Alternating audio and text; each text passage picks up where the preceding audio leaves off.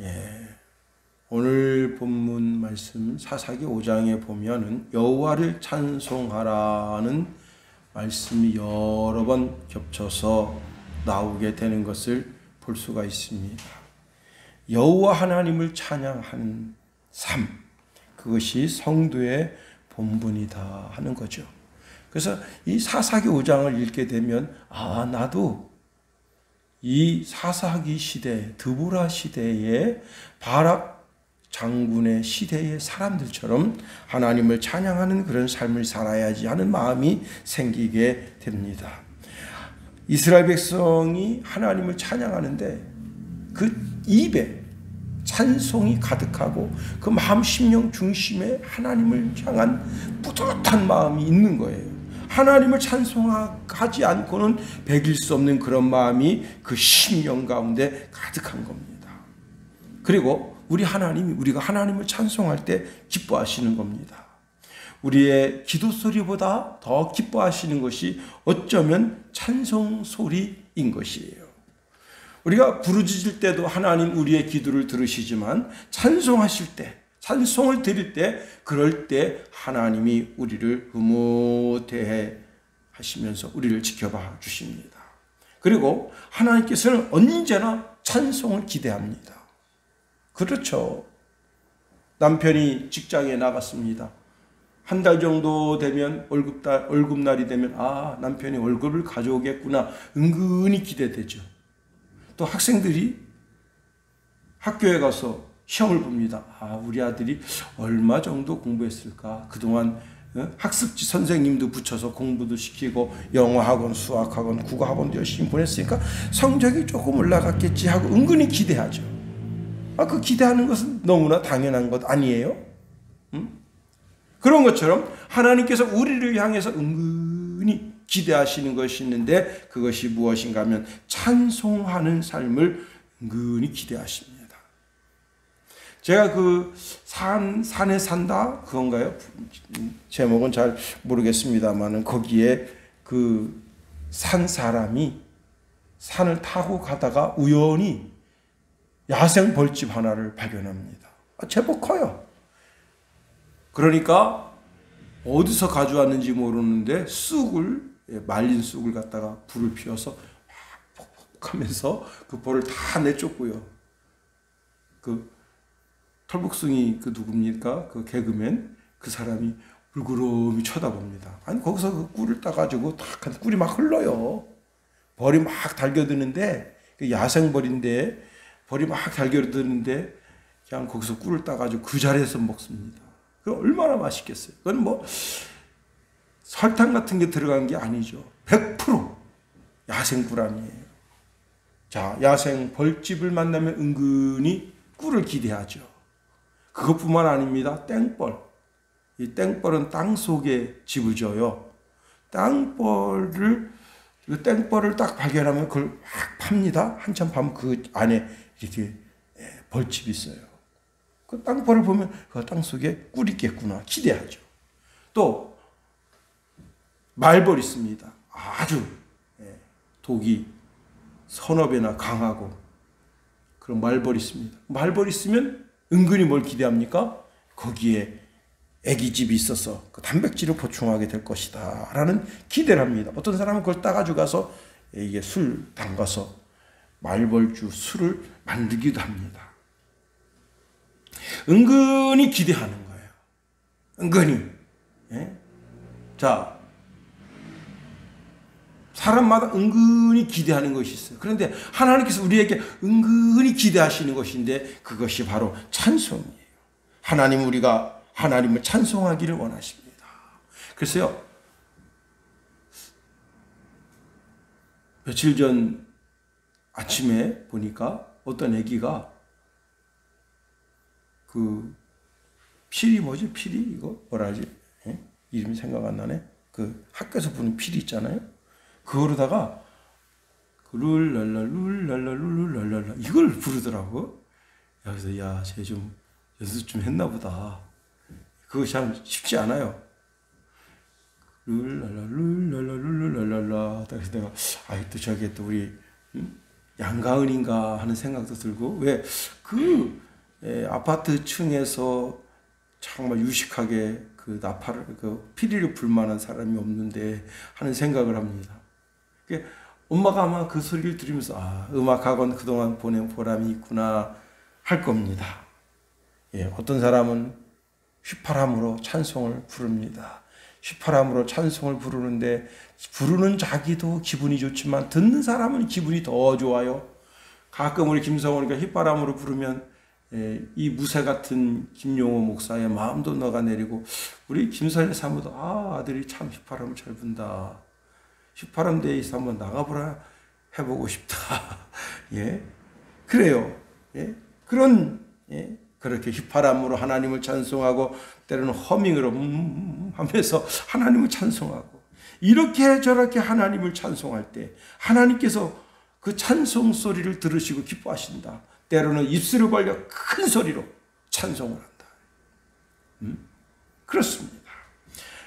이사야서 43장 21절에 보니까 이 백성은 나를 위하여 지었다. 그런데 그 지은 목적이 뭐냐? 내 찬송을 부르게 하려 함이라 했습니다. 하나님은 우리 인생들을 지으신 목적이 뭐냐? 하나님을 찬송하게, 하나님께 영광 올려드리는 삶을 살게 하기 위해서 그렇게 우리를 지으셨다 하는 거예요. 자, 그러니 평생에 우리가 입술의 찬송, 우리 귀로도 찬송, 눈으로도 찬송, 혀로도 찬송, 우리 몸으로도 하나님을 찬송, 우리의 삶으로도 하나님을 찬송하는 삶을 살 수 있어야 하는 겁니다. 그렇습니다. 하나님께서 우리에게 찬송을 받으실 때 기뻐하시고 우리를 선하게 인도하시는 겁니다.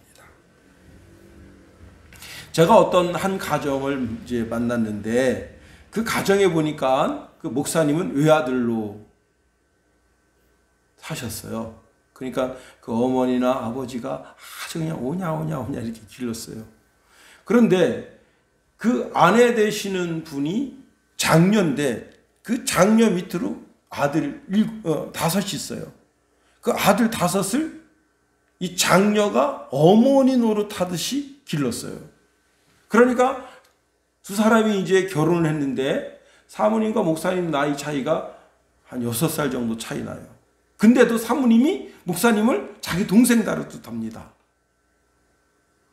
목사님은, 아, 내가 오빠인데 어느 순간부터 나를 이렇게 다스리려고 하네.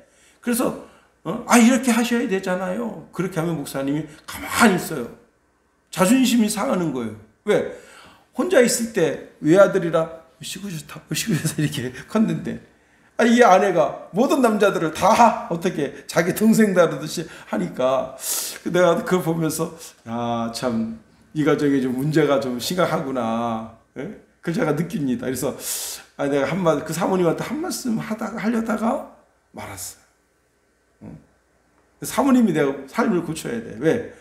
목사님이 한참 오빠인데, 오빠를 막 이렇게 해야지요, 저렇게 해야지요, 아니면서 잔소리해야 되니까 목사님 참 그래, 한참 있다 한마디 합니다.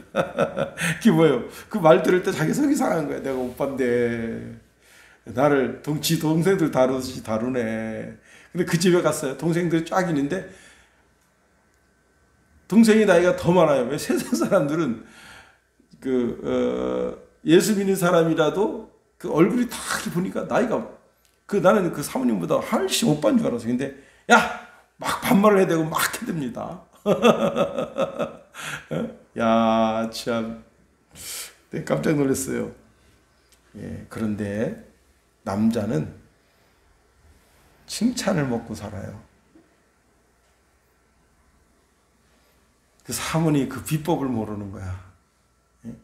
남편은 칭찬을 먹고 살아. 그 기가 살아야 돼. 남편 기가 살아야 막 외부로 나가서 막 활동을 막 기가 막히게 막 해대고 막 밀어붙이기도 하고, 때로 양보하기도 하고. 양보하는 것도요, 자기가 어느 정도 마음에 여유가 없으면 양보를 못 하는 거예요. 양보가 어떤 일을 밀어붙이는 것보다 더 큰 용기가 필요한 거예요. 양보에는. 내가 우리 아들한테 잘못했습니다. 내가 아빠라고 이 새끼 말이야, 내가 아빠인데, 그렇게 밀어붙이는 인간은 진짜 못돼 처먹은 인간입니다. 자기가 비록 아빠라도 아들한테 잘못했으면 딸한테 잘못했으면 미안하다 하고 고개를 숙일 줄 아는 그런 한 발자국 물러서는 용기가 있는 사람이 되어야 그 진정한 사람이에요. 아빠라는 권위로 다 찍어 누른다면, 아니, 대통령님 보세요. 대통령님이라고 하는 권위로 다 찍어 누르니까 국민들이 아우성 인간이에요. 대통령이 물러설 때 물러서고 또 때로는 나라와 민족에서 막 밀어붙일 때는 막 밀어붙이는 그런 용기가 있어야 되는 겁니다. 그런데 자꾸 남편한테 잔소리를 해야 되니까 자기도 불안한 거예요. 자기가 외로운 거예요. 왜? 남편이 말을 안 붙여주니까. 여자는 여자의 사명을 옆에서 제잘제잘 거리면서 자기 속에 있는 이 스트레스를 입술로 풀어야 되는데 남편이 그냥 이게 뭐예요? 그만 좀 떠들어라. 근데 말했다가는 부부싸움이 날 것 같으니까 그런데 계속 조잘. 남편이 쓸쓸한데 아내가 행복할 수가 없어요. 또 아내가 쓸쓸한데 남편이 행복할 수가 없어요. 하나님은 나의 남편이시다. 하나님이 외로워하시는 거예요. 찬송받기를 원하시고 사랑받기를 원하시고 예배받기를 원하시고 하나님께서 찬송받으시고 예배받으시고 또 그러시면서 그냥 눈 딱 감고 그냥 모른 체 하는 분이 아니라 나를 끊임없이 도와주기를 원하시는 분이신데 하는 겁니다. 그래요. 많은 성도들이 하나님을 향한 찬송을 잃어버리고 살아갑니다. 여러분, 다윗이 정말 위대한 것은 다윗은 자기가 왕이 됐을 때 성가대를 조직했어요. 성가대. 제가 그래도 이제 50 좀 넘었는데 평생 살면서 어떤 교회를 받는가 하면 선교교회, 그 교회에 새벽 성가대가 있는 거예요. 와, 새벽 성가대가 몇 명 사는가 내가 인원을 쳐봤어요. 36명이 섰어. 근데 성가대는 일찍 와야 되잖아요. 그죠? 한번 맞춰봐야 되잖아. 새벽에 성가를 한다는 거 쉽지 않은 거예요. 왜? 목이 다 잠겼어. 그 막 밖에, 교회 밖에서, 안에서 이제 찬송을 하고 있는데 교회 밖에서 연습을 하는 거예요. 뭐 늦게 오시는 분도 있어요. 예. 막 찬송을 하고, 그리고 이제 목사님이 이제 예배 타종 딱 하기 위해서 강대상에 올랐으면 성가대가 쫙 입장합니다. 그 임내송서부터 예배가 길더라고 보니까 거의 한 40분 예배를 드리라고 새벽 예배를 드리는데 성가대가 다 임내송 해서 다 예배를 인도하더라고. 와, 참 이 교회 성도들이 참 복받은 교회구나. 참 그 찬송이 그냥 화음이 잘 안 맞죠. 새벽이라. 또 저는 그래도 준 전문가예요. 그래서 딱 들으면 알아요. 아, 저 베이스가 틀렸구나. 테너가 좀 튀어나왔네. 들려요. 그래도 하나님 보실 때 어때요? 사람이 볼 때는 아유 저 좀 빨리 나서 연습 좀 하지 말이야. 그러지만 하나님은 그게 아니에요. 이 모습 이대로 주받으옵소서. 하나님 그 모습 그대로 받으시고 기뻐하신다. 네가 나를 찬송하기 위해서 참 애를 쓰는구나. 하나님 기뻐하시는 거예요. 그렇습니다. 그런 것처럼 다윗은 새벽마다 저녁마다 성가대를 서서 하나님을 찬송하게 했어요. 역대상 25장에 보면 288명의 잘 훈련받은 성가대 조직원이 있었습니다. 매일같이 새벽마다 저녁마다 하나님께 찬양 올려드려요. 우리가 찬양으로 하나님을 기쁘시게 드리는 것이 얼마나 귀한 일인지 하나님이 찬양하는 자를 찾으시고 그에게 복 주기를 원하시는 겁니다. 우리 대한민국의 교회가 약 6만 5천 교회가 있대요. 그리고 목사님만 30만 명이고 장로님이 25만 명, 권사님이 50만 명. 자, 이렇게 대한민국 교회가 찬송하기를 좋아하고 하나님께 영광 올려드리기 좋아하니까 하나님께서 한국 교회를 세우시고 부흥의 부흥하게 하시고, 저는 분명히 믿습니다. 우리 대한민국이 미국을 제치고 최고 복받은 나라가 되는 길이 열리게 될 줄 믿습니다.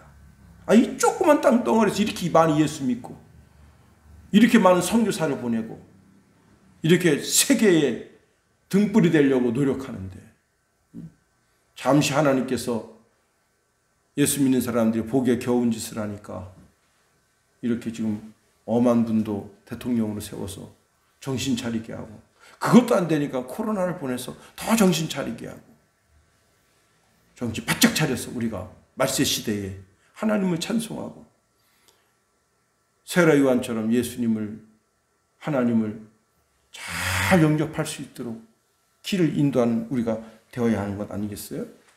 제가 이제 중국 가서 부흥회를 인도할 때 성령에 관한 찬송을 쫙 불렀어요.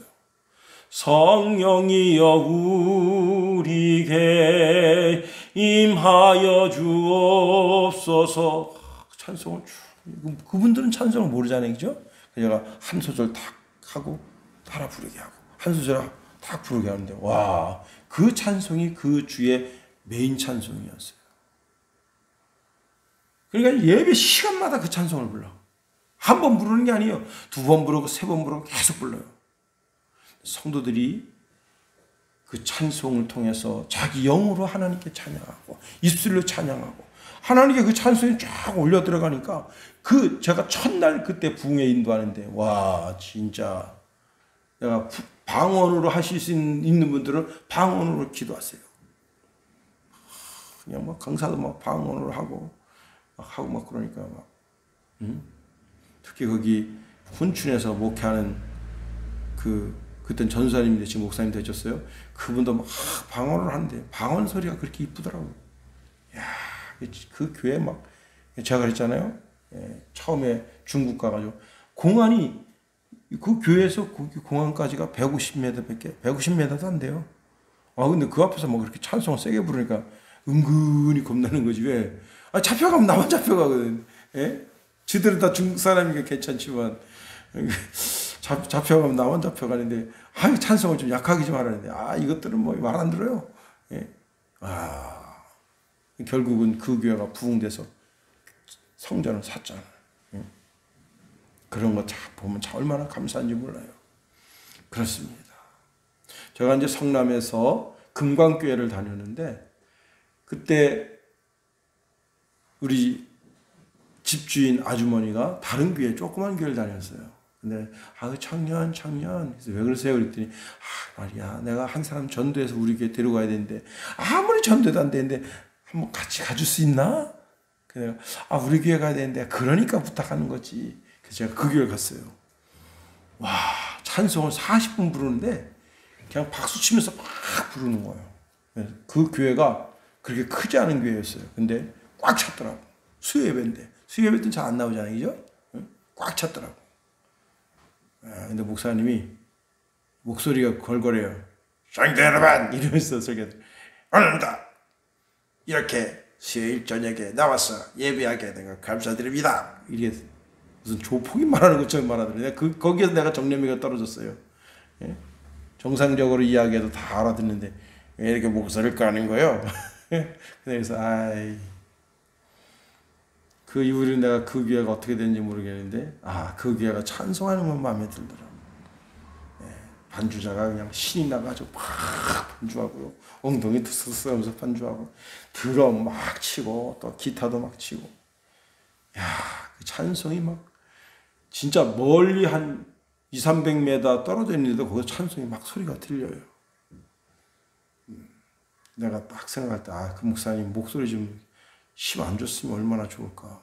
조곤조곤해서 설계해서 잘 이해시키면 되는데, 시원대로반.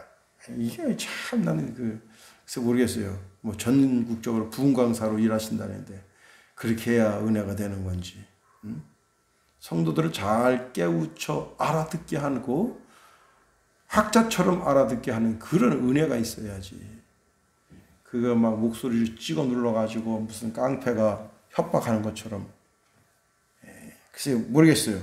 그것도 뭐 하나님 그런 방법으로 은혜를 주시는지. 제가 고등학교 2학년 때 열감기로 해서 참 고통당한데 한 3일 정도 됐어요. 근데 교회에서 복음성가 경연대를 하는 거야. 그때 내가 뭐랄까 고민하다가 복음성가 경연대 딱 1등만 준다 하더라고. 그래서 무슨 어떤 상을 주길래, 큰 상을 준비하길래 1등만 주나는데 상을 딱 보여주는데 상이 제법 컸어요. 이만했어. 높이도 이만하고, 그리고 금종이로 쌌더라고. 야, 저게 얼마나 귀한 거면 금종이로 쌌겠나. 저걸 내가 1등을 해서 내가 받아야 되겠다. 나는 최소한 무슨 이렇게 생각하고, 최소한 저게 무슨 사전이라든가, 노트라든가, 이런 학생들한테 도움이 되는 그런 거겠거니 하고, 정말 찬송을 다 욕심이 있죠. 그게 상이. 상 욕심도 있지만 하나님께 영광 올려드리려고 서쪽 하늘 붉은 노을 이 영문 밖에 비치누나 막 찬송을 하는데 정말 신기한 걸 경험한 거. 무슨 경험하면요, 저기서부터 뜨거운 불이 쑥 내 속에 들어온 거예요. 그런데 진짜 놀란 건 뭐냐면 찬송을 듣는 학생들도 놀란 거예요. 그걸 본 거야. 나보고 그래요. 어떤 한 학생이 용호 형제 왜 그러세요? 혹시 찬송 부르다가 성령이 임하지 않았냐? 그래. 내가 뭔지 모르지만 하늘로부터 뜨거운 게 열기가 쑥 들어왔는데, 그리고 들어왔다 나가면서 감기 기운이 사라졌다. 그러니까 보세요. 그날 1등 했어. 그래서 감기를 고치는 하나님께로부터 상을 받고, 두 번째는 이 상을 딱 받았는데 그게 아니었어. 초코파이 2상자가 들었더라고요. 그런데 딱 뜯었어요. 그랬더니 이렇게 써 있는 거야. 1등한 사람은 초코파이를 모든 사람에게 나눠주시오. 그래가지고 초코파이를 다 놀아주고 보니까 모자라 사람이 너무 많아. 2박스 그거 몇 개 들었어요. 몇 개 안 들었잖아. 근데 사람은 한 80명 왔는데 모자르더라고요. 그래서 내가 이건 좀 아니다 싶더라고. 좀 준비하려면 풍성하게 준비하든가 하지. 그때 찬송할 때 하나님께로부터 상을 받고 교회로부터 상을 받고, 또 많은 사람들이 그때 내게 성령이 강권적으로 임하는 것을 보면서 은혜를 딱 받으니 더 감사하고. 여러분, 그 감기 때문에 죽는 사람도 많아요. 어르신들, 노인네들은 감기 기운 때문에 1년에 죽는 사람이 5-6천 명 정도 됩니다. 그런데 하나님이 그냥 그걸 한 방에 고쳐주시니 얼마나 감사해요. 우리가 하나님을 생각하고 하나님의 은혜를 생각하면 감사 찬송 안 할 수가 없다. 누가복음 17장 12절 이하에 보면 나병 환자 10명이 예수님께 가까이 오지도 못하면서 예수 선생님이여 우리를 불쌍히 여겨주세요 하고 소리치릅니다. 그때 예수님 뭐라 말씀하셨습니까? 그래, 너희 몸을 제사장에게 가서 보여라. 그래서 10명이요 순종하면서 막 뛰어가면서 나병이 낫는 게 느껴져요. 할렐루야. 그런 치유의 역사가 있기를 예수님의 이름으로 축원해 드립니다. 그래서 다 10명이 다 고침받았어요. 그런데 이방인만 돌아와서 예수님께 무릎 꿇고 감사를 드렸어요. 나머지 10명은 그냥 제사장에 가서 몸을 가서 보이고, 제사장님 제 몸 좀 봐주실래? 다 낫네. 너 집으로 돌아가라. 그러면 하나님의 은혜를 입었으면 은혜를 갚아야지. 근데 우리가 하나님의 은혜를 갚을 길이 있어요, 없어요? 갚을 길이 없어. 나병 환자 고치는데 돈 얼마 들겠어요? 1억 주면 고치겠습니까? 10억 주면 고칠까요? 100억 주면 고칠까요? 안 되잖아. 그럼 어떻게 고쳐요? 돈을 어떻게 환산하냐? 근데 그걸 환산하는 법이 있다. 그게 뭐냐? 찬송인 거예요. 그게 찬송이라고. 찬송. 주님께 와서 엎드려서 감사합니다. 입술로 찬송, 눈으로 찬송, 귀로 찬송, 심령으로 찬송, 삶을 통해서 찬송. 간증을 통해서 찬송. 그거로 우리가 하나님의 은혜를 갚는 거예요. 응? 내가 10명 고쳐줬는데 9놈은 어디 갔냐? 이 싸가지 없는 놈 새끼들아. 응? 유대인 놈들 말이야. 응? 예수님 얼마나 화가 났어요. 감사하지 않으니까. 육신의 질병을 고쳐줬을지 몰라요. 응? 그러나 영혼의 구원을 받은 사람이 이방인 한 사람뿐이다. 이게 얼마나 불행한 거냐. 예수님을 만나놓고도 구원의 길을 찾지 못했다. 왜? 예수가 구원의 길인데 이 얼마나 불쌍한 인생입니까? 진짜 가장 불쌍한 인생. 여러분, 사람이 나병 고칠 수 있어요? 못 고쳐요. 현대의술로도 못 고쳐요. 죽을 때까지 약 먹어야 돼요. 그러면 나병 사람이 말로, 그것도 말로 고치는 게 무슨 뭐 약을 치료하는 게 아니라 그게 뭐예요? 그거 하나 보면 예수님이 하나님이구나 알 수 있어요.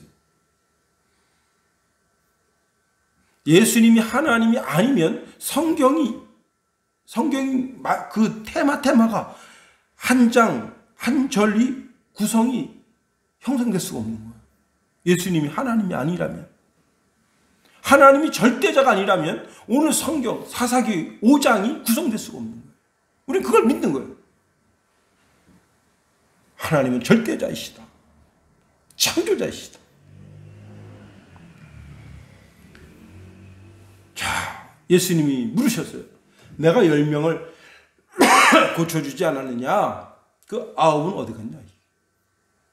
예수님 뭘 기대하신 거예요? 은근히 와서 감사하고 찬송하고 하나님께 영광 올려드릴 걸 기대한 거예요. 은근히 예수님도 기대하신 거예요. 내가 너한테 기적과 이적을 베풀었다 이게. 이 땅에 육신을 입고 온 하나님으로서 너에게 은혜를 베풀었다. 그러니 당장 뛰어와서 감사합니다. 입술에 감사, 눈으로 감사, 귀로 감사, 코로 감사, 몸으로 감사, 평생 찬송으로 감사. 육신의 질병을 고쳤을지는 몰라도 영혼의 질병은 못 고친 거예요. 그게 얼마나 불쌍해요. 그렇습니다. 감사 찬송을 통해서 우리가 축복의 물줄기를 틀 수가 있는 거예요. 제가 이제 교회 나오기 전에 샤워실 들어가서 머리 좀 만지고 양치질도 했습니다.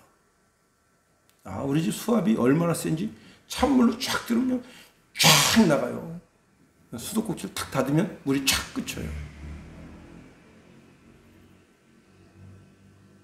하나님의 축복의 수도꼭지를 트는 유일한 비결이 뭐냐? 감사합니다. 불평하면요 수도꼭지가 닫혀. 축복의 수도꼭지가 닫혀.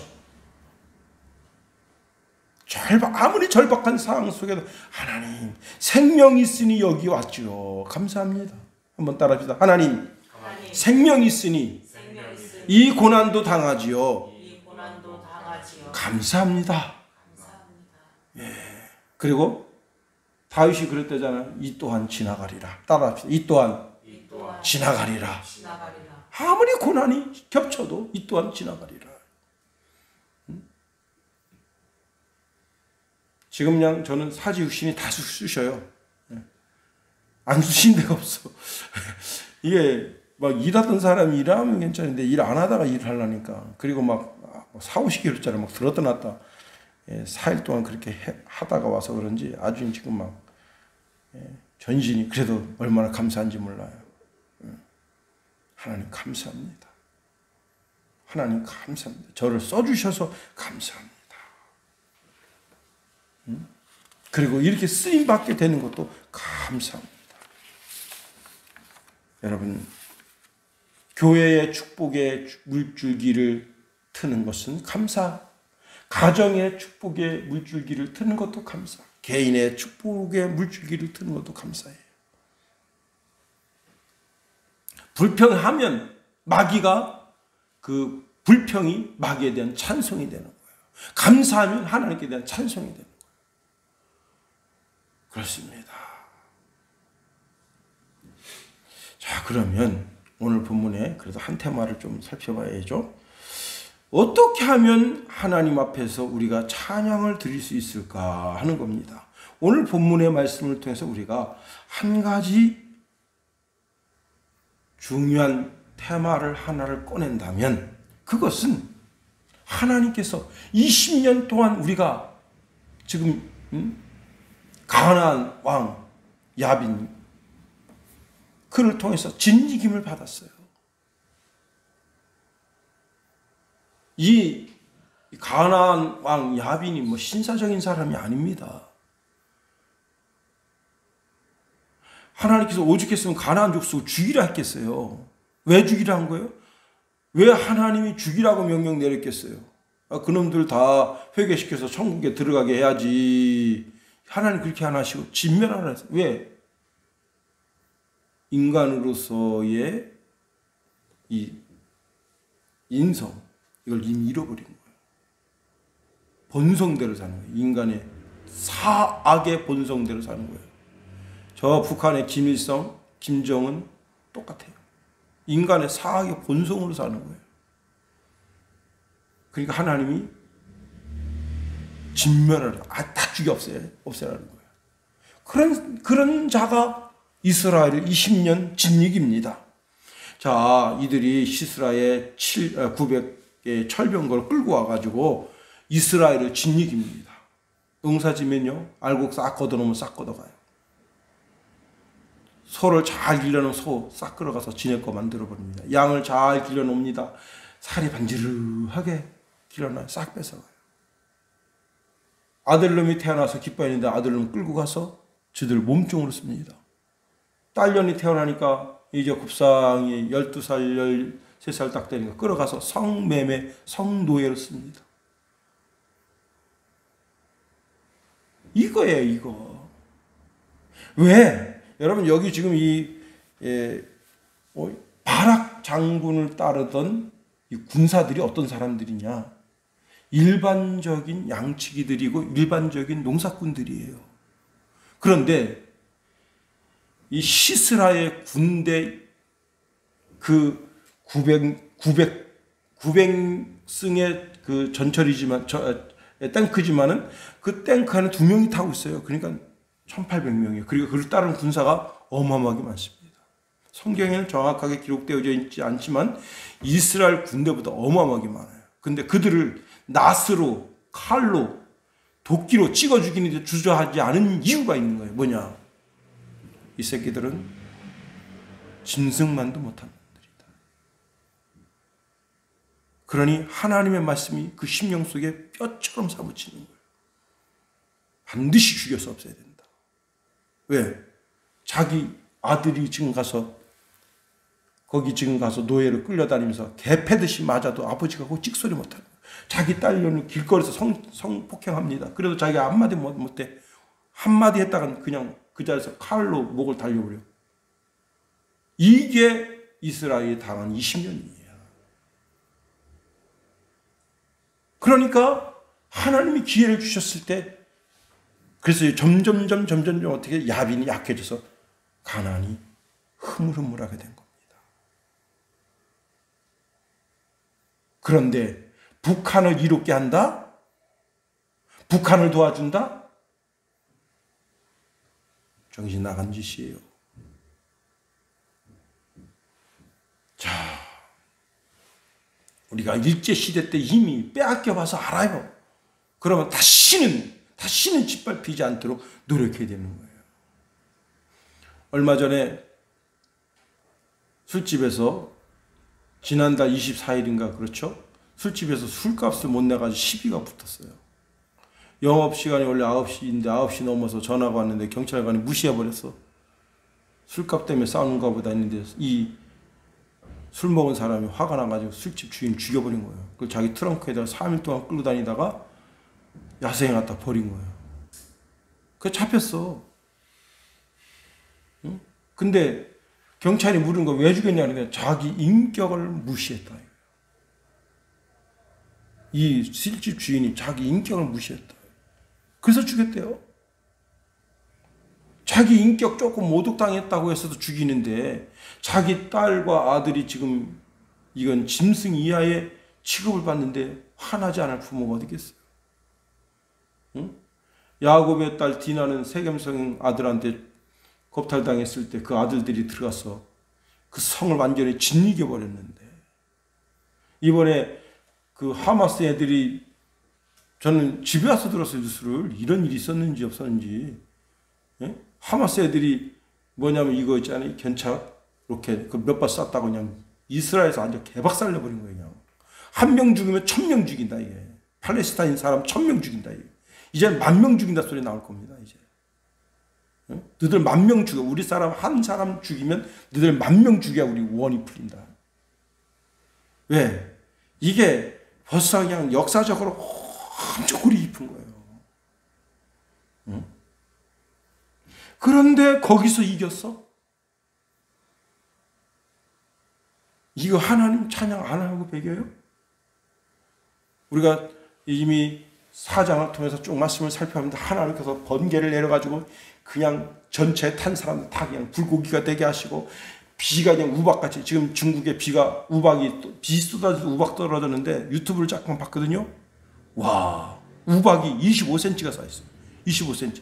거기다가 비가 오는데 이게 하늘이 막 뚫린 것처럼 비가 온 거예요. 비가. 그래가지고 물이 60cm가 찬 거예요. 그 우박이 둥둥 떠다녀. 중국 사람은 깜짝 놀란 거예요. 근데 그 지역이 중국에서 제일 못 사는 지역이래요. 하나님 그렇게 자연을 통해서 그렇게 야빈과 시스라를 그렇게 하셨다면, 그래서 그날 그냥 이삭 죽게 하듯이 승리를 얻었는데 그 왜 하나님 찬양하나요? 하나님을 찬양할 이유가 얼마나 많습니까?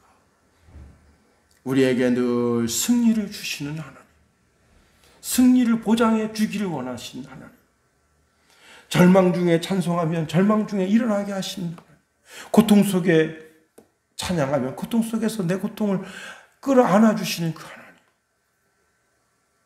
그 하나님 때문에 더욱더 찬양하고 내 입술의 모든 고백이 하나님의 찬송이 되고 기도가 되고, 그래서 하늘의 신령한 복을 받아 누리는 저와 여러분이 다 될 수 있게 되기를 예수님의 이름으로 축원해 드립니다. 주기도문 하겠어요. 하늘에 계신 우리 아버지, 아버지의 이름을 거룩하게 하시며 아버지의 나라가 오게 하시며 아버지의 뜻이 하늘에서와 같이 땅에서도 이루어지게 하소서. 오늘 우리에게 이러한 양식을 주시고 우리가 우리에게 잘못한 사람을 용서하여 준 것 같이 우리 죄를 용서하여 주시고 우리를 시험에 빠지지 않게 하시고 악에서 구하소서. 나라와 권능과 영광이 영원히 아버지의 것입니다. 아멘.